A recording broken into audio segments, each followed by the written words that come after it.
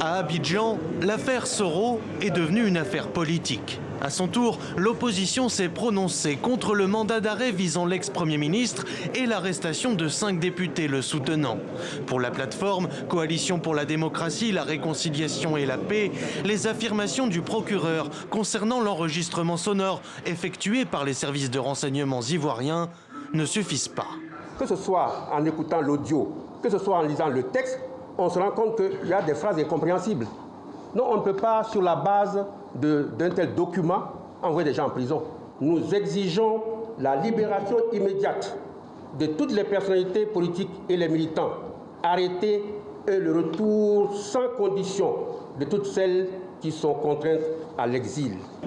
Mais pour l'heure, sur le fond de l'affaire, la bataille juridique se limite à un duel de communicants. Sur notre plateau, le porte-parole du gouvernement a dénoncé la stratégie de Guillaume Soro.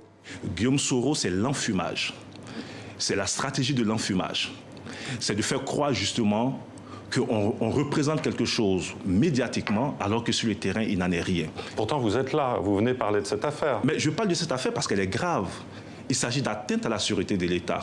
Du côté de la défense, le discours ne change pas. Le fameux enregistrement effectué en 2017, selon cet avocat, est une tentative de discréditer le candidat déclaré à la présidentielle. Ça fait 2 ans. D'où vient-il qu'il y ait flagrance? Et cela dans une orchestration pour manipuler l'opinion. Ce mardi, Guillaume Soro avait dénoncé sur les réseaux sociaux la décision du pouvoir ivoirien dès septembre 2019 de l'écarter de la course à la présidentielle.